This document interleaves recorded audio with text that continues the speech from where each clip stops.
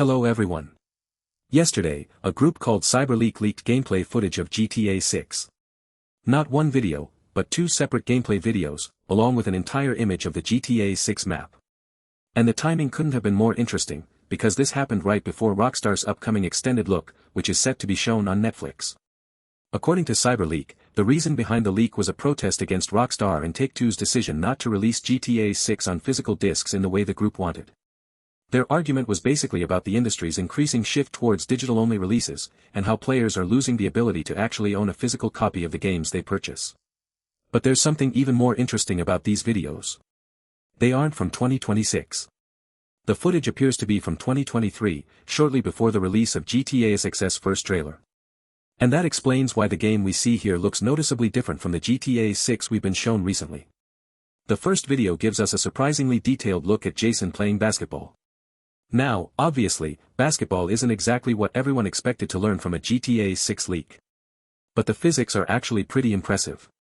The ball doesn't simply follow a fixed animation. You can see it interacting naturally with Jason's movements and the environment, and the whole thing feels much more physical than the basic sports activities we've had in previous GTA games. And there's something else that immediately stands out. The water.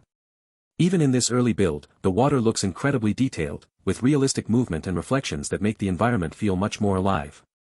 But the second video is where things get really interesting. We get to see Jason driving, and the driving physics look noticeably different from GTA 5.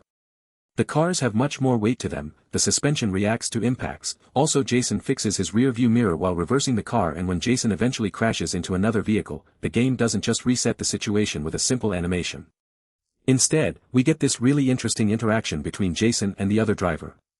After the crash, both of them look directly at each other through their car windows. It's such a small detail, but it's exactly the kind of thing that makes GTA 6 feel more alive. Jason doesn't just crash into an NPC and immediately drive away. The NPC actually reacts to him. And then things escalate. Jason gets out of the vehicle, the other driver does the same, and the situation turns into a confrontation. And this is where another interesting system appears to show up. There are indications that GTA 6 could have some kind of honor or reputation system, similar to what we saw in Red Dead Redemption 2. If this system really existed in this build, it could mean that the way Jason behaves around civilians and law enforcement might actually have consequences beyond simply gaining a wanted level. And speaking of the police, the wanted system shown here is probably one of the most interesting things in the entire leak. The footage appears to suggest that police aren't simply going to forget about you the moment you escape their line of sight. That IT suggests that probably the police will remember our clothes, vehicle, and hairstyle. And then there's the basketball. As cool as the minigame looks, it probably isn't something that made it into the final version of GTA 6. But it did reveal something potentially much more important. While Jason is playing basketball, we can see his focus increasing. And that raises a huge question. Does GTA 6 have character progression systems? Because if focus is actually a stat that can be increased through activities, then Rockstar may have been experimenting with a much deeper character development system. And that would make a lot of sense considering how much GTA 6 seems to be taking from systems introduced in Red Dead Redemption 2. Finally, we have the map. And this is where things get really interesting. The leaked map gives us a look at several areas that weren't properly represented in the community's previous mapping projects.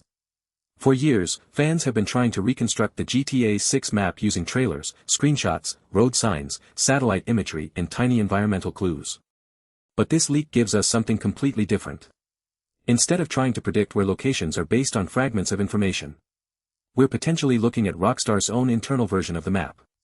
And when you compare it to the community-made maps, some areas are much larger or smaller than fans expected, and there are roads and locations that the community simply couldn't have known about when those maps were created.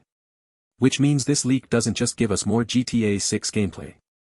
It could completely change our understanding of the GTA 6 map. And that's what makes this leak so interesting. Because even though this footage is apparently from 2023, it gives us a rare look at what GTA 6 was actually like during development. And potentially shows us just how much Rockstar has changed since then. But there's one problem with CyberLeak's whole message. They claim they're doing this for gamers' rights. They criticize Rockstar and Take-Two for digital pre-orders, the decline of physical games, and the way the gaming industry is becoming increasingly focused on monetization. And honestly, you can understand some of those criticisms. But then CyberLeak went and did something pretty ironic. Shortly after the leak, the group launched its own cryptocurrency Memecoin and started promoting it to the same gaming community they claimed they were fighting for. So on one hand, they're saying, we're fighting against corporations exploiting gamers for money. And on the other hand, hey guys, buy our coin.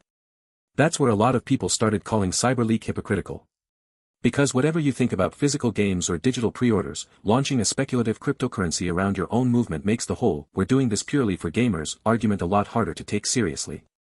In fact, their own messaging reportedly says they're raising funds for a secret project while insisting that it isn't a cash grab. So now the question becomes, was CyberLeak actually trying to fight for gamers' rights? Or did they just find a very clever way to turn the biggest gaming leak of the year into their own publicity campaign? Thanks for watching, everyone. Please give your honest feedback on the video and subscribe to the channel.